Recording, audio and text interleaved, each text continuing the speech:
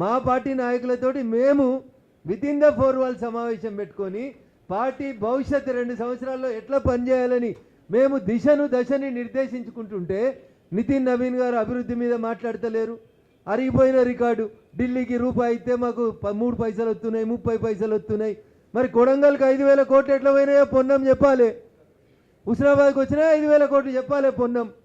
119 నియోజకవర్గాలకు ఎమ్మెల్యే కదా.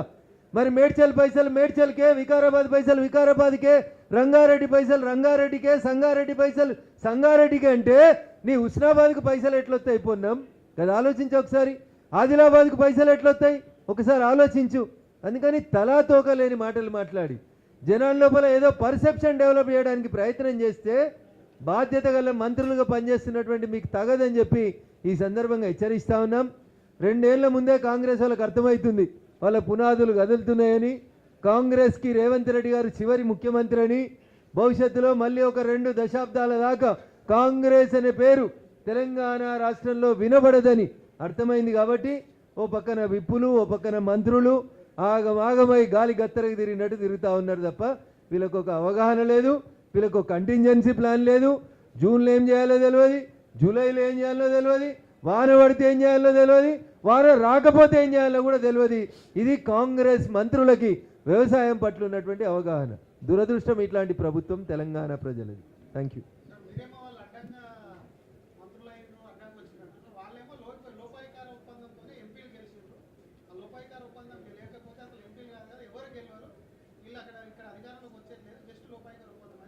ప్రజల తీర్పును ప్రతిసారి తప్పు చేసి తప్పుగా దిగజార్చి మాట్లాడడం అనేది కాంగ్రెస్ పార్టీకి అలవాటు.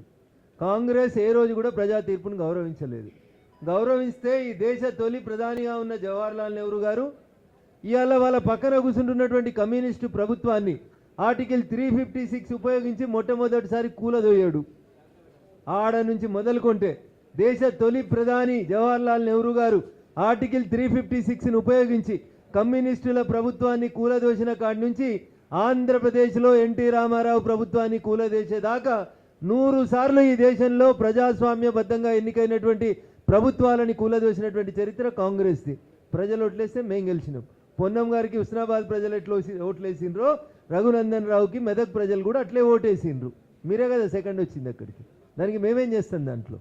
కాబట్టి ఒక గౌరవ ప్రజాప్రతినిధులుగా ఎన్నికైనటువంటి వ్యక్తుల గురించి తక్కువ చేసి మాట్లాడితే మరి అదే పొన్నం కూడా కరీంనగర్ ఎంపీ గెలిచిండు.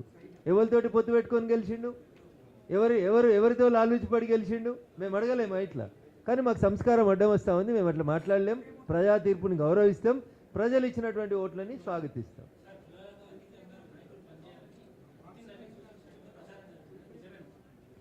వితిన్ ద 4 వాల్స్ కార్యకర్తలకి వారు చేసినటువంటి దిశానిర్దేశంలో ఎక్కడ కూడా కులాల గురించి కానీ మతాల గురించి కానీ భారతీయ జనతా పార్టీ నాయకత్వం ఎక్కడ కూడా మాట్లాడలేదు. అంత సంకుచితంగా భారతీయ జనతా పార్టీ కార్యవర్గ సమావేశాలు జరగవు. సబ్కా సాత్, సబ్కా వికాస్, సబ్కా ప్రయాస్, సబ్కా విశ్వాస్ అనేటువంటి నినాదంతో మా నితిన్ నవీన్ గారు మాకు దిశానిర్దేశం చేసిరు. అదే దిశగా మేము ముందుకు పోతాం. పంచాయతీ ఎన్నికల దగ్గర నుంచి మొదలుకుంటే పార్లమెంట్ ఎన్నికల దాకా ప్రతి బూతు గెలవడం బీజేపీ కార్యకర్తల లక్ష్యం. ఆ దిశగానే పనిచేయమని చెప్పారు. గ్రేటర్కి ఎన్నికలు వస్తాయా? కోర్టు స్టే ఇస్తుందా? 3 కార్పొరేషన్లు ఉంటాయా? 300 కార్పొరేటర్లు ఉంటారా? 300 350 అవుతాయా? 400 అవుతాయా? లేదు, చూలు లేదు. కొడుకు పేరు సోమలింగం. ముందు వాళ్ళని కోర్టు కేసులు డిస్పోజ్ చేయమని వాళ్ళే లీకులు ఇస్తుర్రు. 75 సీట్లున్న మల్కాజ్గిరిని 100 సీట్లు చేస్తామని, 75 సీట్లున్న సైబరాబాద్ కార్పొరేషన్ని 100 డివిజన్లు చేస్తామని వాళ్ళే చెప్తున్నారు. నేను చెప్తున్నా కదా, నో ప్లానింగ్. ఓ కార్పొరేటర్కి 70,000 ఉంటాయి, ఓ కార్పొరేటర్కి 10,000 ఓట్లు ఉంటాయి. ఇది కాంగ్రెస్. అందుకనే నేనంట గతి లేకపోతే బతకొచ్చు, కానీ ఈ శృతి లేని సంసారంతో ఆ గ్రేటర్ హైదరాబాద్ కానీ వరంగల్ కానీ ఇంకేది కానీ నష్టపోతా ఉంది.